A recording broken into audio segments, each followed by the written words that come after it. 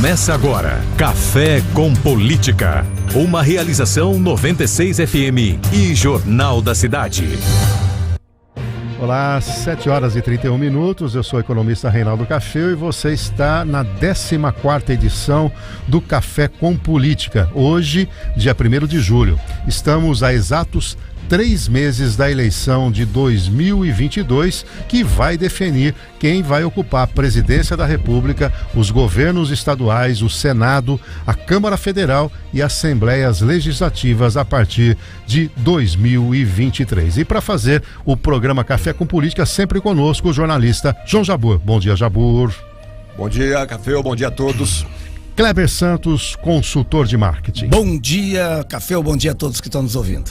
O jornalista Ricardo Bizarra. Bom dia, Cafeu, bom dia a todos. E hoje recebemos o advogado, diretor da OAB e professor de Direito Empresarial da IT e da Unip, Tiago Munaro. Ele também integra o escritório Leal e Leal Advogados. Bom dia, meu caro dileto ex-aluno Tiago. Bom dia, professor, bom dia, Kleber, bom dia, Jabbour. Bom dia, Ricardo, um prazer estar aqui com vocês. E o nosso café segue fervendo aí no bullying, hein? E na cafeteira com duas novas pesquisas eleitorais que foram divulgadas nessa semana. E a voz linda de Bizarra. Vamos lá, então, vocês o resultado. Informando aqui no Café com Política, a pesquisa do Instituto FSB, contratada pelo banco BTG Pactual, aponta o ex-presidente Lula à frente na corrida presidencial com 43% das intenções de voto. Na comparação com a rodada anterior, o petista oscilou 1 ponto percentual para baixo. O presidente Bolsonaro ficou em segundo lugar com 33% e flutuou 1 ponto para cima no cenário estimulado. O que é isso? Quando os entrevistados recebem uma lista com os nomes dos pré-candidatos. E com isso, a diferença entre os adversários caiu de 12 para 10 pontos. O ex-ministro Ciro Gomes está na terceira posição com 8%. A Simone Tebet ficou também com 3%, André Janones com 2% e Pablo Marçal com 1%. Já na pesquisa espontânea FSB BTG Pactual, quando os entrevistados não recebem uma lista de pré-candidatos, aí o Lula segue líder, mas oscilou negativamente, de 40% para 39%, enquanto Bolsonaro oscilou positivamente de 29% para 31%. A diferença entre os dois foi de 11 para 8 pontos percentuais. Já a pesquisa realizada pelo Instituto Futura, contratada pelo Banco Modal, aponta na consulta estimulada Lula com 38%, Bolsonaro com 37%. Na pesquisa espontânea, Lula tem 37%, Bolsonaro 34%. Ciro Gomes é o nome fora da polarização ali que aparece com uma maior intenção de votos. Lula tem rejeição, 40%. Essa rejeição vem crescendo vagarosamente. Já de Bolsonaro vem caindo, tinha 50% e nessa aparece com 45% de rejeição. Olha só, em números aqui que mostram, né, uma mudança do quadro, não obstante o Datafolha está apontando na outra direção, e a questão da metodologia. Lembrando, né, que essas pesquisas, né, e o doutor Tiago até pode confirmar isso, são registradas lá no tribunal e toda a metodologia disponível para consulta, não é isso, Tiago? Exatamente, é obrigatório, professor Cafeu, que todas as pesquisas, para serem divulgadas, elas precisam ter um registro prévio perante o Tribunal Superior Eleitoral, indicando inclusive a metodologia que será utilizada. Mas as metodologias elas podem ser diferentes. Existem pesquisas que são feitas presencialmente, que se aborda os eleitores em determinadas cidades, locais, nas suas residências, e tem metodologia que vem só pelo pesquisa de telefone, né? O que me chama a atenção das pesquisas é a questão da amostragem, né? Porque quando você quer ter uma amostragem clara, você teria que contemplar o percentual proporcional de sexo. Isso teria que ser feito por município, né? Você teria que ver faixa etária, condições socioeconômicas, enfim, é aquela história de que eu preciso retratar na pesquisa uma amostra que seja representativa daquele universo que eu estou pesquisando. E aí, mesmo que eles protocolem a metodologia, é aí que fica a dúvida, né? Exatamente. Eu vou pegar o caso só para dar um gancho, nós vamos falar depois, mas, por exemplo, a pesquisa para o estado de São Paulo. Houve uma divulgação ontem. Foram pesquisados 180 municípios. Se você fizer uma base tão forte na cidade de São Paulo, será completamente diferente quando você vai olhar para o interior, né? Que é outro tipo de público. A realidade é diferente, capital e interior, sem dúvida nenhuma. Kleber Santos, como é que você viu essa mudança de panorama? Vamos pegar essa última pesquisa, inclusive aqui, que aponta uma aproximação muito grande. E o que me chamou a atenção também nessa pesquisa, o que chamou a atenção, foi o fato da espontânea estimulada já estarem se aproximando. Qual é a tua leitura nesse caso? Antes, uma observação. Essa da Modal, a técnica de abordagem dessa pesquisa é por entrevista telefônica assistida por computador, e a amostragem é bem ampla, com 2.000 entrevistas. Que é um pouco mais do que o normalmente tem tido. Exato. Kleber. A rejeição ao petismo, estou vendo aqui os números, né? A rejeição ao petismo e ao presidente Lula amplia a chance de reeleição do Bolsonaro. Com o desencanto dos eleitores com a terceira via, o que a gente vê é que muitos estão voltando para a única opção antipetista, que é o Bolsonaro. Lula lidera nesse momento basicamente por causa da situação da economia. Os estudos de ciência política no mundo mostra que o fator que mais afeta o humor dos eleitores no momento da eleição costuma ser a inflação. A inflação é mais importante, inclusive, do que o crescimento e desemprego. Mas eu acredito que agora, com tanta coisa mudando, muita coisa acontecendo nesses dias, eu acredito que há uma margem bastante grande, até por causa da grande rejeição ao petismo e ao ex-presidente Lula. No aspecto econômico, Jabor, os indicadores estão começando a ficar favoráveis ao governo, né? Se nós olharmos que no primeiro trimestre o Brasil cresceu e os Estados Unidos teve queda no PIB. O emprego formal, 277 mil vagas geradas agora no mês de maio, acumulando quase 1 milhão de vagas líquidas de janeiro para cá. Taxa de desemprego abaixo de 10%, né? O IPEA apontou 9,4%, essa última pesquisa 9,8%. Inflação desacelerando, quer dizer, ainda temos miserabilidade, temos uma série de problemas, mas parece que a entrega final começa a surtir algum tipo de resultado e, como o Kleber colocou, pode jogar favoravelmente ao quem está no governo, porque é aquela história do bem-estar, né? Se estou com bem-estar, não quero trocar. Se eu estou sem bem-estar, eu opto pelo concorrente mais próximo. Sem dúvida, Café. E some-se a tudo isso que você falou, esse pacote de medidas sociais que ontem já teve uma primeira aprovação no Senado, né? E agora vai para a Câmara, nós devemos discutir isso daqui a pouco, até aproveitar a presença do Munaro por aqui. E eu acho que nesse momento, faltando exatamente 3 meses para as eleições, o cenário da macroeconomia, mais as medidas para minimizar o efeito da escalada de preços, principalmente de combustível e alimento, isso certamente terá impacto. Essa distância que se observou ao longo desses últimos meses, de 10%, né? Menos essa pesquisa aqui da Modal, que já está praticamente no empate técnico, mas seja lá qual for a que está mais próxima da realidade, eu acho que o cenário daqui para frente e a tendência é de que haja uma diminuição da diferença e o empate técnico se consolidar possivelmente até o final do processo eleitoral. Aqui a grande questão aí para o governo federal é se vai dar tempo de aprovar essas medidas, né? Para que cause efeito na economia. Esse é um dilema que ainda não se sabe. Que está ainda na Câmara dos Deputados e tem o problema do teto de gastos, né? Então a questão fiscal aqui. Exato. Agora, Kleber, esta semana nós tivemos 2 fatos importantes com repercussão, né? Que é a prisão do Milton Ribeiro, que foi na semana passada, mas de certa maneira a instalação da CPI do MEC, né, vai ali ter uma evidência, e tivemos o fato, claro que isolado, de um assédio moral e sexual, mais sexual, do Pedro Guimarães, que é o presidente da Caixa Econômica Federal. É óbvio que sempre os adversários do atual governo tentam ligar esses fatos à própria imagem do Bolsonaro. A Tabata Amaral, por exemplo, veio a público dizendo, tá vendo? Ele foi condenado por, né, desacatar uma jornalista, tentando traçar um perfil, né, misógino e tudo mais por parte do Bolsonaro. Para você que trabalha com marketing, acha que isso chega a colocar, mas o fato de estarmos muito distante da eleição, aos poucos isso se dilui e não vai ser isso que é decisivo do ponto de vista da definição das eleições? Eu acredito o seguinte, que como o Bolsonaro agiu rápido, isso foi um ponto bastante positivo. Em relação ao Caixa Econômica Federal. A Caixa Econômica Colocou Federal. Uma mulher como presidente. Exatamente. Então, do ponto de vista do marketing, da imagem, ele agiu corretamente.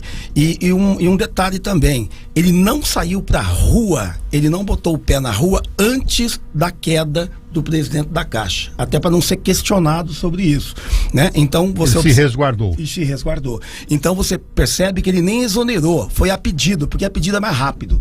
Não tinha nem ficar seguindo todo um trâmite e tal. Não, já acertou ali, saiu, acabou. Então, isso é muito importante. Quando tem uma crise desse tipo, tem que se tomar medida na hora, para dizer, não compactuo com isso. Ele deixou muito claro e automaticamente colocou uma mulher ali rapidamente. Com relação ao Ribeiro, o discurso do Bolsonaro também está correto do ponto de vista de imagem, que é, fui traído, então é realmente algo que acontece e que, se essa narrativa pegar, eu acredito que é forte, ele não sai tão chamuscado dessa questão. O Lula também usava disso. Uma vez eu me lembro que encontraram o irmão dele lá com uma propina, ele falou, pra você ver, né? Família tem de tudo, né? É aquela saída, né, que você faz, né? Porque você fala, eu não consigo controlar.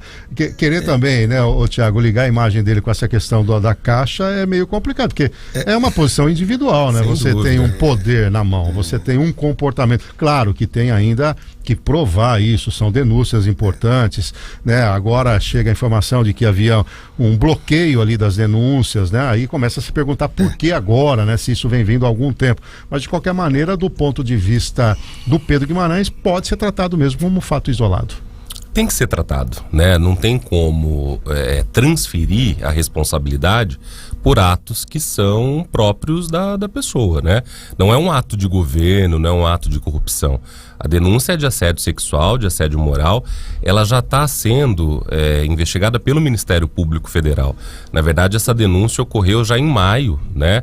A abertura do procedimento, a abertura das investigações, e parece-me que já foram ouvidas mais de 5 mulheres em depoimento são 9 ao Ministério Público sendo Federal. As 5 vítimas aí declaradas. Exatamente. Agora, como o Kleber falou, a questão fica na imagem mesmo, e parece que o presidente agiu como deveria ter agido. Bom, você está acompanhando aqui o Café com Política. Temos aqui hoje a presença do Dr. Tiago Munaro, também Kleber Santos, João Jabur, Ricardo Bizarra. E o Jabur falou há pouco desta mudança na legislação. Vamos ver aí o que temos aí para atenuar o problema da escalada de preços. Algumas medidas, viu, Café, viu, o pessoal que nos acompanha aqui no Café com Política 7h43, essas medidas adotadas pelo governo federal para minimizar os efeitos da escalada dos preços de itens como combustíveis e alimentos podem dar fôlego à candidatura do presidente Jair Bolsonaro. Essa é uma questão. Segundo analistas, aí podem, mas têm de ser eficazes no curto prazo e influenciar diretamente no dia a dia das famílias mais pobres. Em 2 frentes diferentes no Congresso Nacional, o governo federal conseguiu a aprovação do projeto de lei complementar que limita o ICMS sobre os combustíveis, gás natural, energia elétrica, comunicações e transporte coletivo. Segundo o objetivo do governo é aprovar a chamada proposta de emenda constitucional dos auxílios, que foi aprovada no Senado ontem à noite e agora vai para a Câmara Federal. O texto trata do aumento do valor do Auxílio Brasil de R$400 para R$600 até o final do ano, além da ampliação do Vale Gás e da criação de um voucher de R$1.000 para caminhoneiros autônomos, R$300 para taxistas, entre outras medidas. Bom, no Cidade 360, quando eu comentei isso, eu tentei separar os 2 momentos. Nós temos aqui uma questão social que tem que ser analisada, e aí é óbvio, né, quando você fala, vou melhorar o Auxílio Brasil, você está jogando dinheiro na veia, é quase que um imposto negativo, né, que você, em vez de retirar dinheiro das famílias, você coloca. Quando você fala que vai dar um voucher para caminhoneiro, vai na veia também, né, porque diminui ali. E obviamente que entrou aí na última hora essa questão dos taxistas. O grande problema aí vem a visão técnica.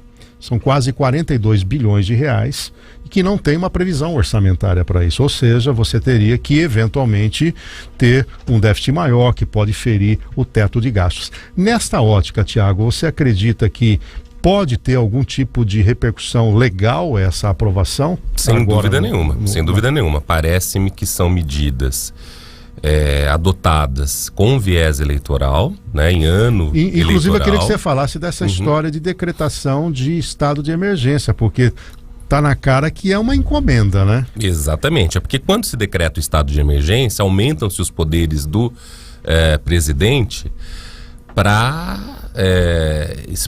determinar algumas medidas sem autorização prévia do Congresso Nacional. O estado de emergência existe exatamente para isso. Agora, parece-me que são medidas que podem, do ponto de vista econômico, não se sustentar para os próximos governos, né? Trazer prejuízo fiscal, questão de responsabilidade fiscal. E aí nós temos que lembrar que a ex-presidente Dilma, um dos motivos pelos quais ela sofreu o processo de impeachment foi exatamente isso, né?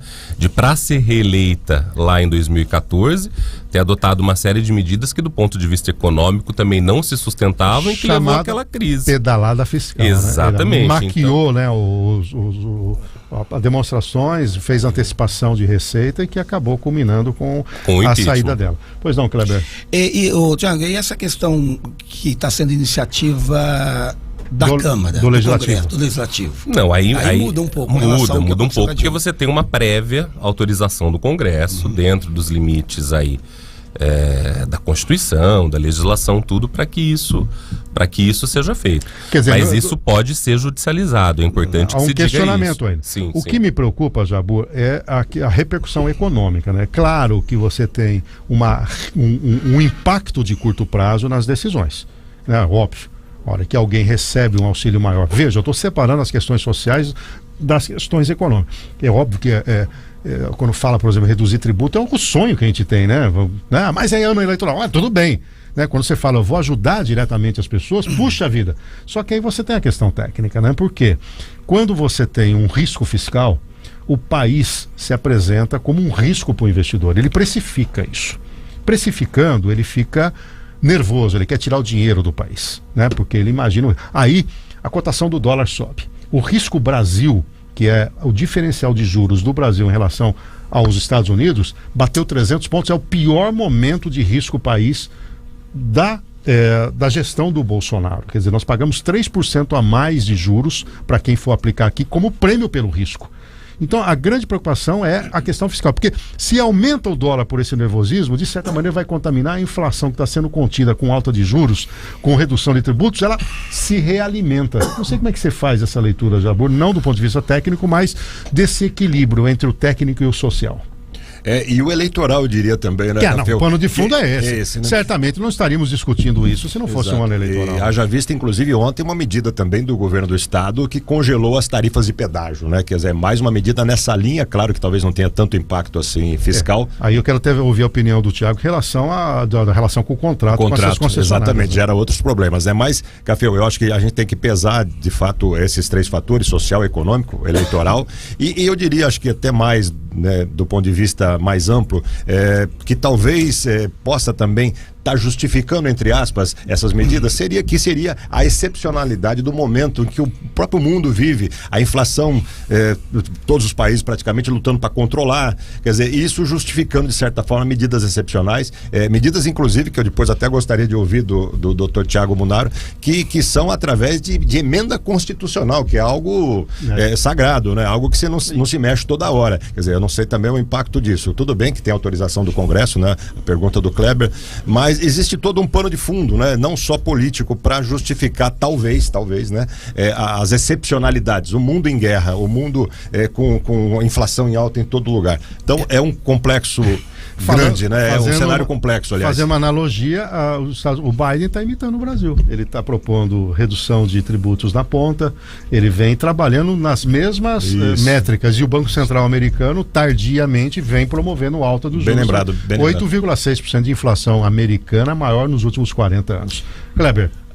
Então, é uma situação complicada, né? Porque nós estamos perto da eleição e ao mesmo tempo muita gente passando fome. Então, o governo tem obrigação de agir. É complicado. Se você observar bem, a oposição votou em peso na aprovação. A Simone Tebet votou a favor da aprovação. Só o Serra votou contra. Só o Serra votou contra. Porque não é candidato esse ano, claro. ele deixa o Senado. Ele está vivo ainda, o Serra? O único. E não deve ser mais também, eu acredito. Né? Não, porque ele sai agora. Está doente, né? Tá doente. Então,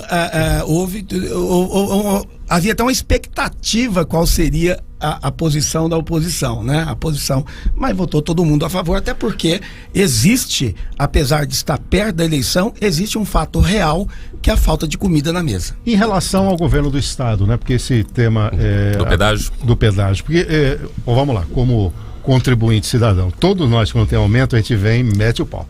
Pelo amor de Deus, o governo tem que fazer alguma coisa. O pedágio do estado de São Paulo é caríssimo. Aí o governador, em exercício, resolve congelar. Esse ano não vai ter. Aí a gente vem, pô, é um ano eleitoral, ele está usando isso para ter benefício. E aí, como é que ficam os contratos se ocorrer um desequilíbrio? É a questão da judicialização também, Cafeu. Os contratos administrativos, eles são geralmente de concessionária de pedágio, eles são feitos por 30 anos. E há uma expectativa de ganho dessas concessionárias ao longo desses 30 anos, até porque há contrapartidas que são bilionárias em relação à manutenção das estradas, de construção do rodoanel, por exemplo, só para citar como exemplo, né? Pavimentação, auxílio, acidente, elas pagam indenizações quando há, por exemplo, acidente na pista e tudo mais. Então, sempre que há um desequilíbrio desse contrato, primeiro a concessionária faz um pedido administrativo. Ela vai até o governo, por intermédio da Artesp, especificamente aqui em São Paulo, falando, olha, é preciso fazer um reequilíbrio do preço do pedágio.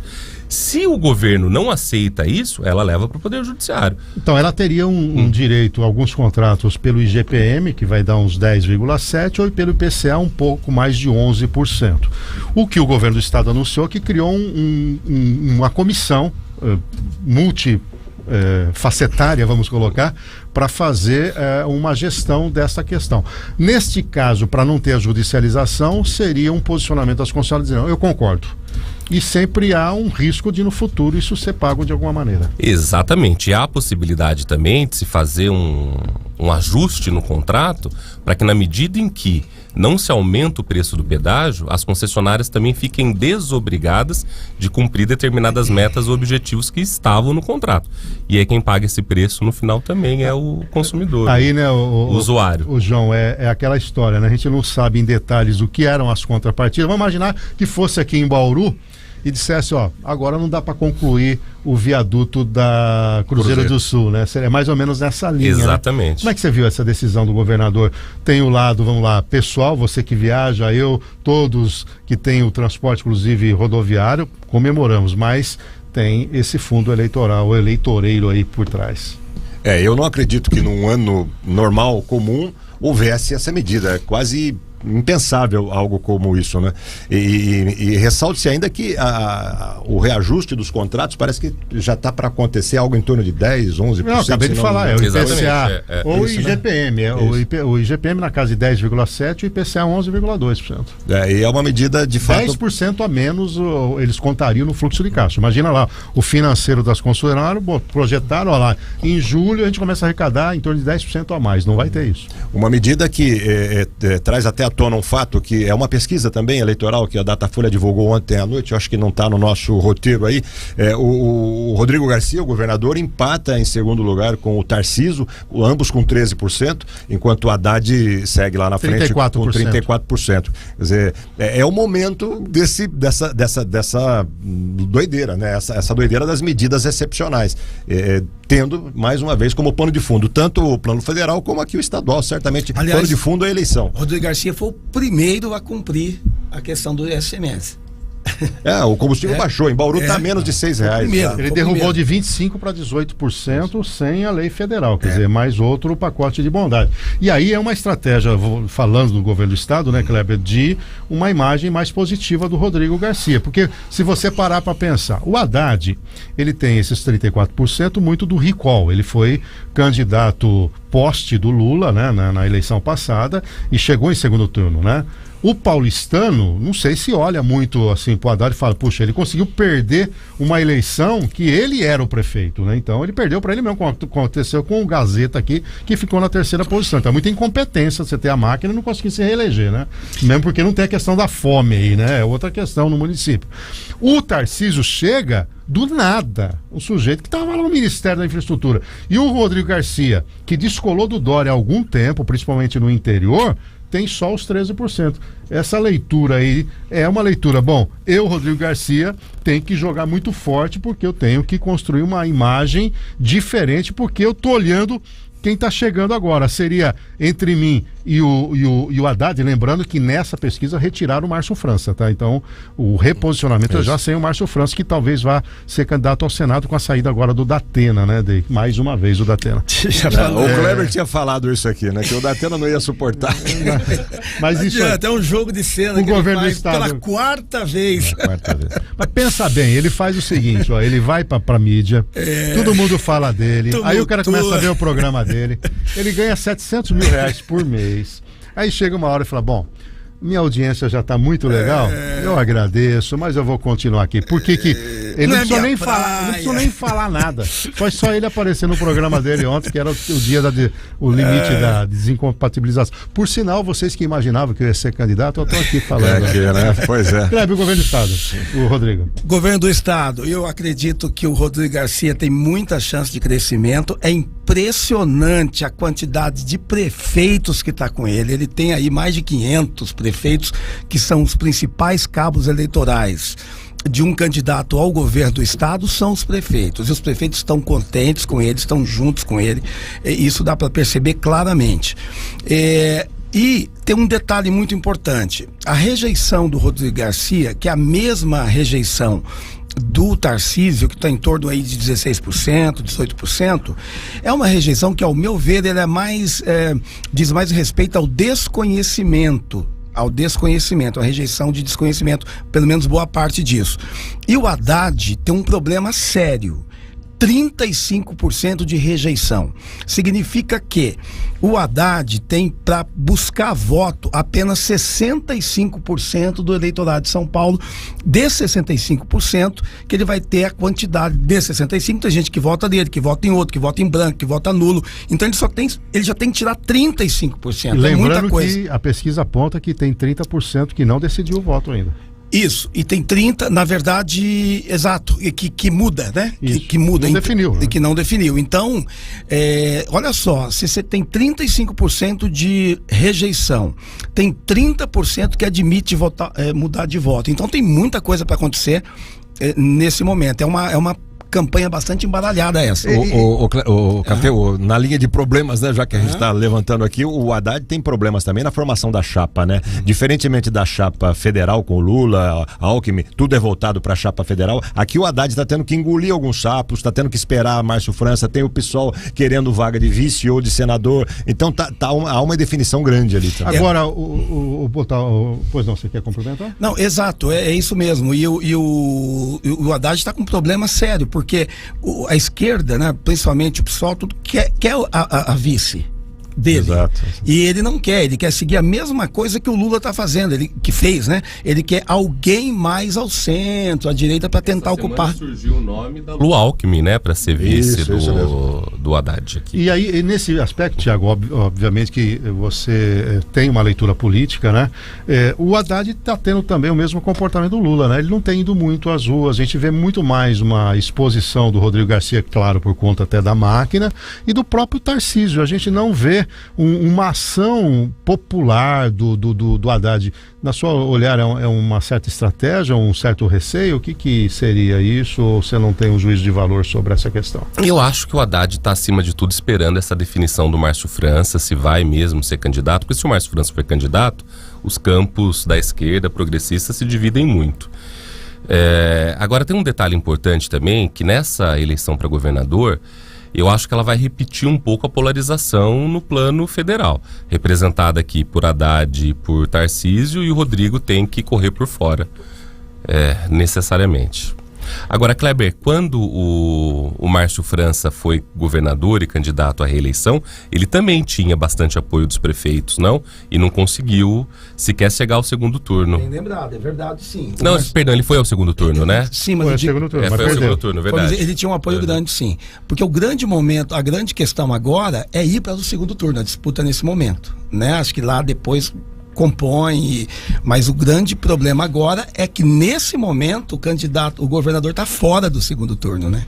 Teoricamente. Não tem vice ainda também, né? Como é que é, desculpa? O Rodrigo Garcia já tem uma vice, eu não estou me lembrando. Também não parece que não. Tem o José Aníbal, que é candidato ao Senado, e só, né? Bom, são 8 horas, você que está acostumado neste horário a ter aqui o túnel do tempo. Hoje, sexta-feira, é dia de Café com Política. Nós vamos até às 8h30 e a Selminha chega daqui a pouco com o túnel do tempo.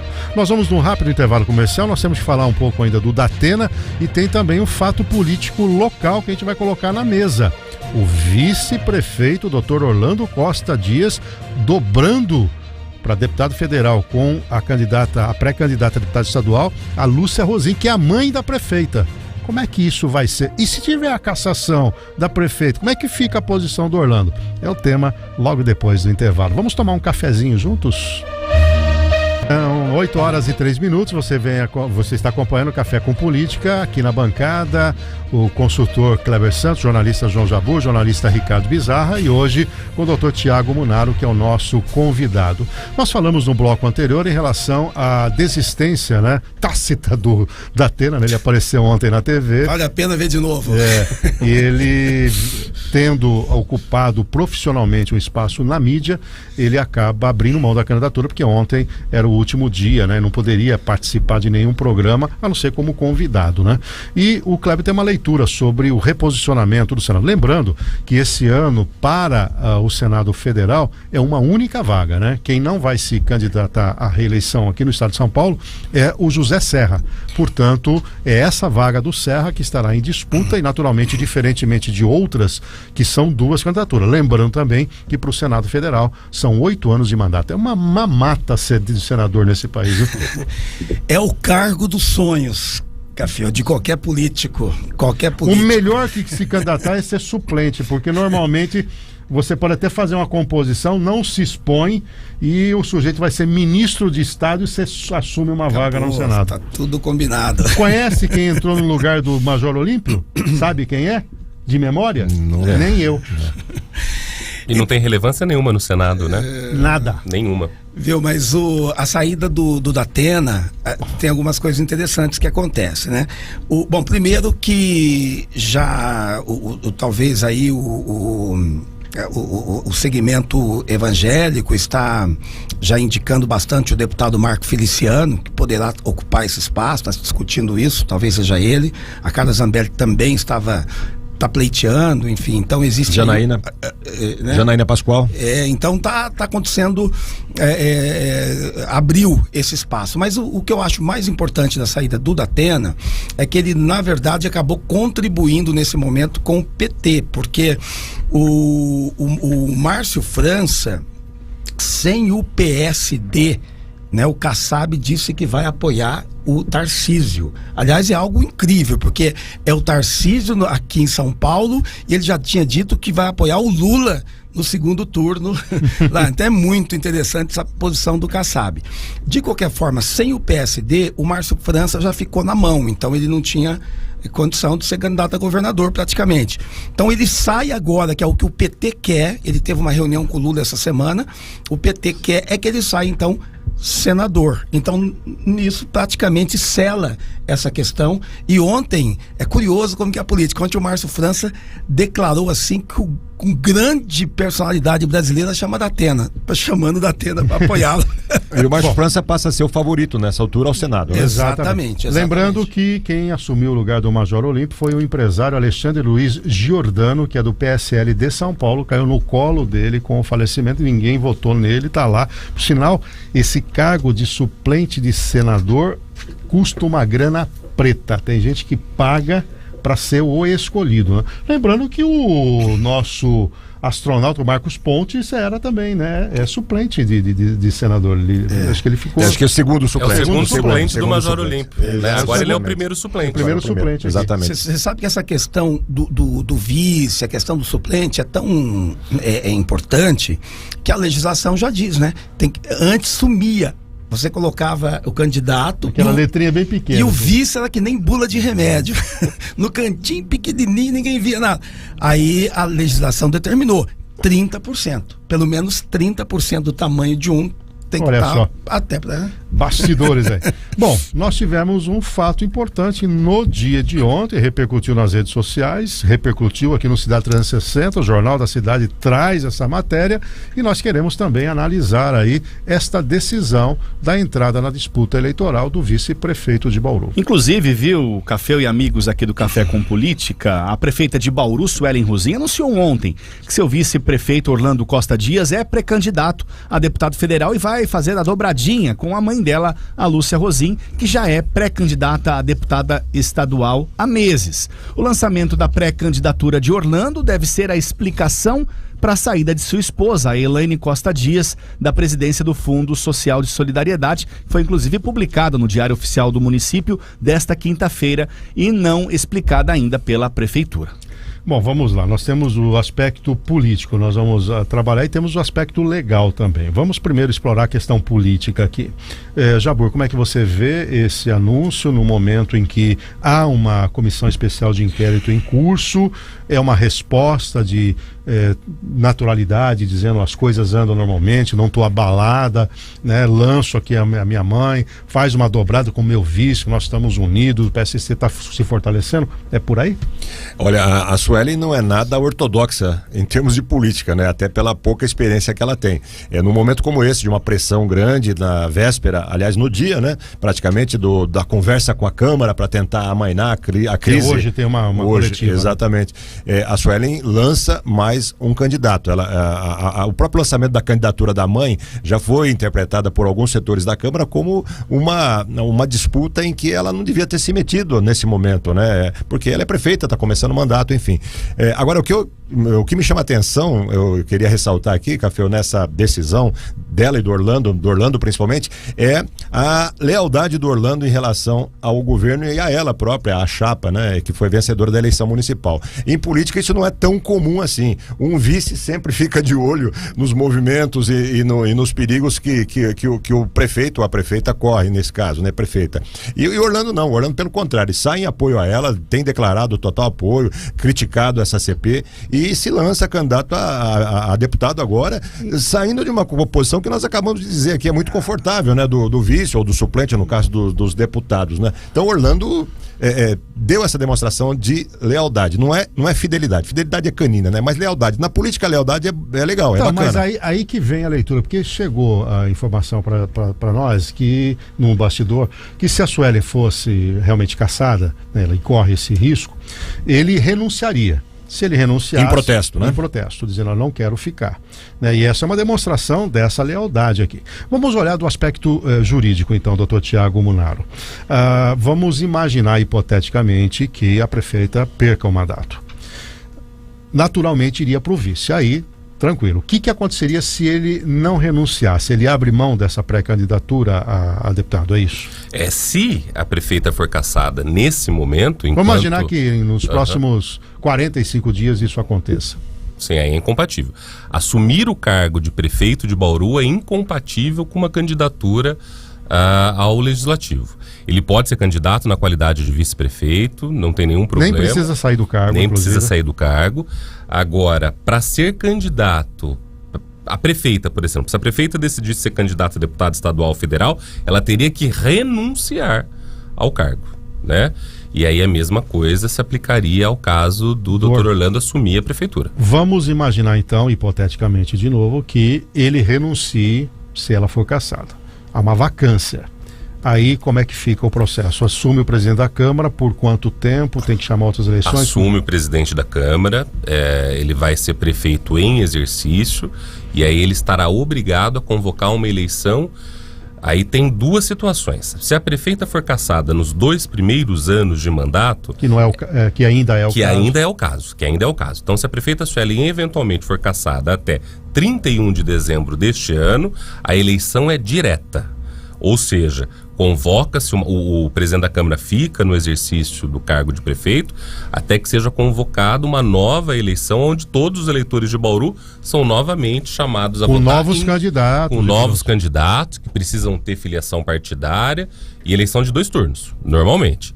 Agora, se a prefeita eventualmente for cassada a partir de 1º de janeiro de 2023, aí a eleição é indireta. Qualquer um também pode ser candidato, não precisa que sejam só os vereadores, mas só quem votam aí são os 15 vereadores. Aí, dos 17, né? 17, 17, perdão. Quer dizer, 17 nesse vereadores. caso é uma eleição do Legislativo. Do Legislativo, Depois mas... do segundo. Exatamente, mas que E qualquer o próprio- pessoa pode concorrer. Inclusive o próprio presidente da Câmara. Inclusive o próprio presidente da Câmara. Aconteceu numa cidade na região que o presidente da Câmara assumiu e ele acabou se candidatando, mas aí nesse caso teve uma nova eleição e ele levou. Se eu não me Isso. engano, aqui em Borebi. Borebi. Né, que aconteceu isso. Café, normalmente isso se repete. Até agora acho que eu não vi nenhuma cidade, nenhuma é exagero, mas 90% normalmente o presidente da Câmara se torna automaticamente um candidato a prefeito. Porque ele pega gosto pela coisa, né? não. Ô Kleber, do ponto de vista estratégico, né? Existe aí uma fadiga, eu chamo isso de fim de lua de mel com a prefeita. Ela veio outside, né? Quer dizer, havia uma perspectiva que seria Raul e Gazeta até o final, né? E até ali, e pesquisas apontando o Raul com uma certa preferência. Aí a Suelen surge como uma terceira opção, não deram muita importância, ela vence, cria uma expectativa, mas ela foi objeto de 4 pedidos de comissão especial de inquérito, possibilidade de processante, agora uma processante. Aqui, diariamente, a gente recebe uma insatisfação com a zeladoria, a Câmara reclama de falta de projeto. E aí, Kleber, com tudo isso, entra uma pré-candidatura da mãe dela, que inclusive tem uma crítica da própria Câmara, que usou do Fundo Social de Solidariedade para vantagem própria, inclusive com entrega de cestas básicas, e ela disse que não era nada disso. Por isso que o Orlando saiu, que a mulher do Orlando saiu rapidinho do fundo agora. E aí entra o Orlando, que pegou um pouco o vácuo, deu talvez um certo respaldo à candidatura da Suelen por uma parte da sociedade, mas nós estamos falando de uma candidatura a deputado que vai precisar ali de 45, 50 mil votos. Sua leitura? É uma situação bastante diferente, bastante delicada. Vai depender muito do decorrer dessa comissão. Dos depoimentos que vão surgir lá, de eventuais denúncias, do que acontecer ali, é o que vai determinar esse futuro, essa imagem, inclusive, até porque a prefeita de Bauru, ela ganhou com um discurso, né? Ela usava muito uma frase: eu venho aqui para tirar Bauru dessa política falhada. Aqui existe uma política falhada, então eu quero acabar com essa política falhada. Eu conheço bem a cidade, eu ando pelos 4 cantos, eu sou repórter, sou jornalista, enfim. Ela trouxe uma mensagem de mudança.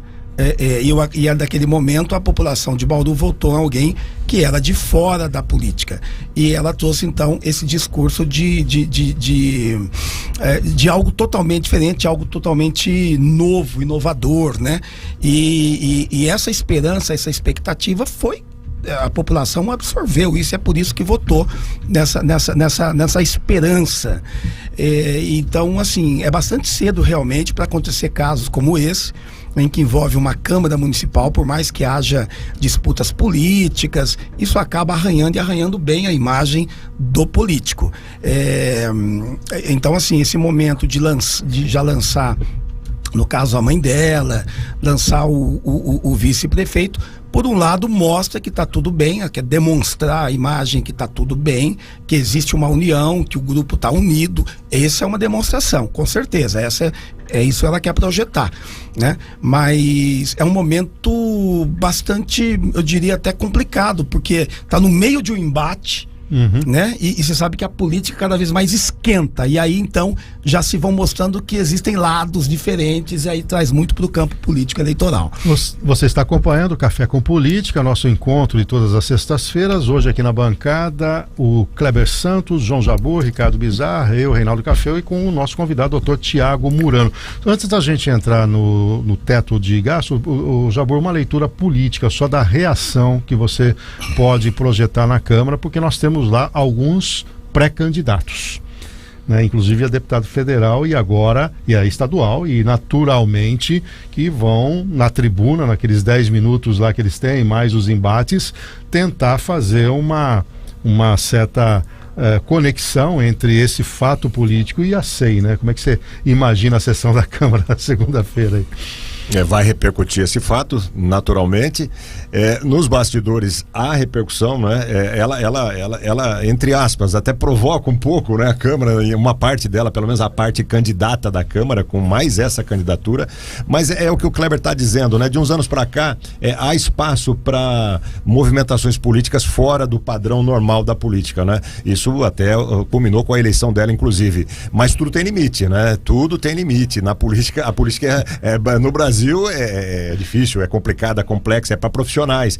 E ela tem sido ousada, isso não, tem que se reconhecer. De fato, o governo dela não tem sido bem avaliado, no seu desempenho pessoal dela, a gente não tem uma pesquisa para saber exatamente, porque há essa diferença, né? A gente teve prefeitos aí... As percepções, né? O Rodrigo Agostinho, por exemplo, o governo dele, o segundo, não era bem avaliado, mas ele, pessoalmente, era melhor avaliado, até acabou se elegendo. Mas os próximos dias vão dizer aí como é que vai ser isso. Bom, temos aí o Tribunal Superior Eleitoral definindo o teto de gastos, né, Bizarra? Para as campanhas eleitorais, viu, Café, deste ano, e será o valor fixado em 2018, corrigido pela inflação do período. Estima-se que as campanhas presidenciais deste ano devem ter um teto de gastos de pelo menos 88 milhões de reais. Em 2018, o limite era de 70 milhões. Em caso de segundo turno, o acréscimo será de ao menos 44 milhões de reais. Já o fundo eleitoral consome 4 bilhões e 900 milhões de reais do orçamento público. Doutor Tiago Murano, isso aqui tem que estar num portal de transparência acompanhado por todos, né? E sempre fica aquela dúvida, né, em relação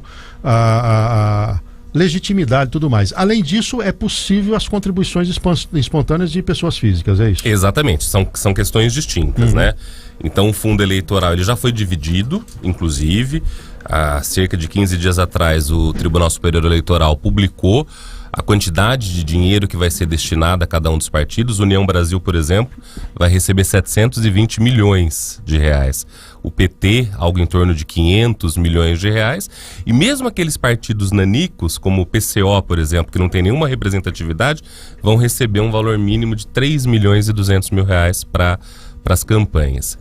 O que se pode gastar, que é o teto máximo definido pelo tribunal, 88 milhões, não é 88. bizarro? 88 milhões, isso já contempla aquilo que será destinado à candidatura presidencial pelo partido e tudo aquilo que o partido pode arrecadar só de pessoas físicas. Há uma proibição de que pessoas jurídicas, de que empresas façam doações, mas as pessoas físicas podem doar até 10% do que declararam no imposto de renda do ano anterior. Esses 88 milhões é por candidato? É por candidato. Por candidato. Quer dizer, no caso, qualquer um, independentemente do tamanho do partido, pode ter os 88 milhões. Desde que ele arrecade isso e preste contas para isso, né? Só que a gente sabe que é uma ficção, né, Café? Sem dúvida, porque tem... Como controlar, né, Jabor, os cabos eleitorais, como controlar a confecção de santinhos que pode ter um apoio de pessoa jurídica, uma gráfica pode apoiar, né? É complicado. Aliás, Café, virou quase que uma indústria, uma profissão de candidaturas que não almejam eleição, mas almejam participar desse butim, participar dessa festa de gastos.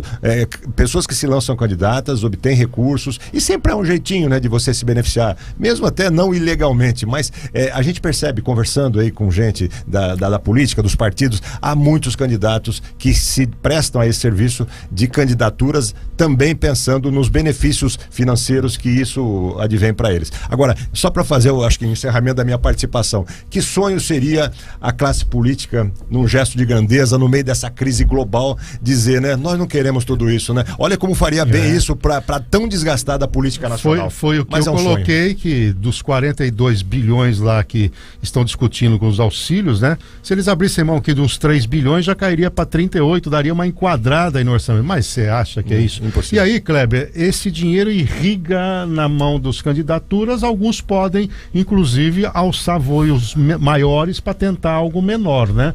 Eu me exponho como candidato a deputado e ali na frente posso ser candidato a vereador, por exemplo. Isso ocorre bastante, né, Cafeu? Existem candidaturas que são lançadas para testar o nome, para ver como é que tá.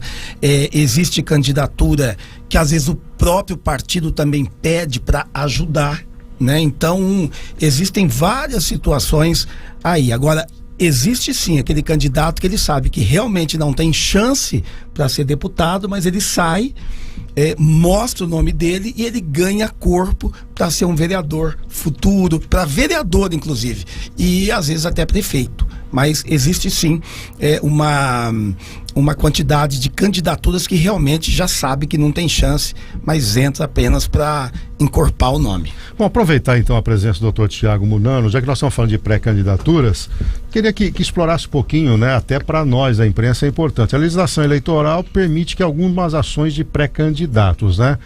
Menção à candidatura, exaltação das suas qualidades, mas ele não pode pedir voto. Como é que funciona isso e quais são os prazos? Então, só para a gente rememorar, né, até para que os nossos colegas da imprensa não cometam erros, até mesmo nós, né, em relação àqueles que são postulantes, né, a deputado principalmente. Sim, existem várias limitações, porque agora os candidatos precisam ser confirmados nas convenções partidárias, que começam em 20 de julho, e vão até 15 de agosto, e a campanha oficial começa dia 16 de agosto. É só a partir do dia 16 de agosto que o sujeito pode se apresentar efetivamente como candidato e pedir voto, divulgando inclusive o seu número, 16 de agosto. Antes disso, é só uma questão de pode participar de programas de rádio, pode... Mas não pode pedir voto. Não pode pedir voto. Eu sou pré-candidato a deputado, por isso, mas não posso. Exatamente. Claramente ali. E alguém pedir voto para essa pessoa? Também não pode. Também não pode. Quer dizer que aquele ato que aconteceu em São Paulo lá com a Daniela Mercury e tudo, teria um crime eleitoral, então? Não, mas o tribunal já rejeitou, né? Rejeitou. Já rejeitou, exatamente. Porque você não pode, se não houver uma combinação, digamos assim, expressa entre partido, candidato e a pessoa que pede, a jurisprudência do tribunal entende que você não pode penalizar o candidato. Para a democracia, Tiago, não seria melhor que liberasse, não a pedido de voto, mas dar um pouco mais de liberdade aos pré-candidatos para se posicionarem? Porque parece um me engana que eu gosto, né? O Bolsonaro está em campanha, nós já sabemos, o Lula está em campanha. Todos estão, né? Qual que é a diferença, né? De você chegar em algum momento e falar, eu tenho que me policiar para não falar nada, porque é um crime eleitoral, e fica né, Kleber? Tem uma coisa curiosa aí, os camelôs já estão dando uma contribuição. Porque é por causa da camisa. Você entra nas cidades agora, tem aquele varal, igual Corinthians e Palmeiras. Então, de um lado, um varal só de camisa Bolsonaro, a outra só camisa Lula. E eles estão vendendo essas camisas. Então, ele já vira aí um nicho de mercado e uma torcida. Você vê como que tá polarizado. Mas é uma questão burocrática, né, Café? A questão da burocracia de que essa candidatura seja efetivamente não só registrada, mas acima de tudo deferida pelo Tribunal Superior Eleitoral. Tem esse ponto da burocracia. E a internet tem regras também, né? Sim, sem dúvida. Porque muita gente, todo mundo usa praticamente, né? São basicamente as mesmas, né? Não pode impulsionar publicação. Tem que dar publicidade que é candidato. Exatamente. Muito bem, são 8 horas e 25 minutos. A conversa está boa, vai render mais. Aquela coisa de você ficar aí com vontade de quero mais. E como você quer mais, nós vamos voltar sexta-feira que vem. Meu caro Dr. Tiago Murano, Munaro, desculpa, Murano. Munaro, você é um exemplo vivo de um sujeito que abraçou a profissão e tem muita competência. A sua contribuição foi muito valorosa. Ele que é advogado, diretor da OAB, professor de Direito na IT, na Unip e também integra o escritório Leal e Leal Advogados. Obrigado pela sua presença e, claro, nessa jornada até outubro, queremos você novamente aqui conosco. Estaremos juntos. Muito obrigado. Foi um prazer enorme. João Jabur, como é que foi a viagem semana passada? Tranquila? Foi tudo bem, graças a Deus foi tudo bem. Se prepara que o Bizarra vai sair de férias. Opa, vamos. Vou contar com você. Mas não é candidatura, é férias mesmo. Quase. Não, como ele falou hoje, já não dá mais. Não posso mais. Um abraço a todos, obrigado e até a próxima. Kleber Santos, o homem que mais conhece de marketing político. Obrigado, Café, o bom. Tô estudando para um dia ser igual a você. Eita, e eu tô começando a estudar economia também, viu? Vamos trocar. Vamos fazer uma dobradinha? Vamos, fechou. Clicar. Fechou. Muito. Ricardo Munaro Bizarra. Faltou os dois. Jabur. Santos Jabur. Café. E o Colino ficar com ciúme com ele. Colinho também. Tá todo mundo junto aqui no Cidade 360, que apresentou hoje o Café com Política, que tá de volta na próxima sexta-feira. E a gente volta com o Cidade 360 na segunda-feira, a partir das 6 da manhã. Obrigado pela audiência, pela preferência. Na segunda-feira a gente tá de volta. Um ótimo final de semana.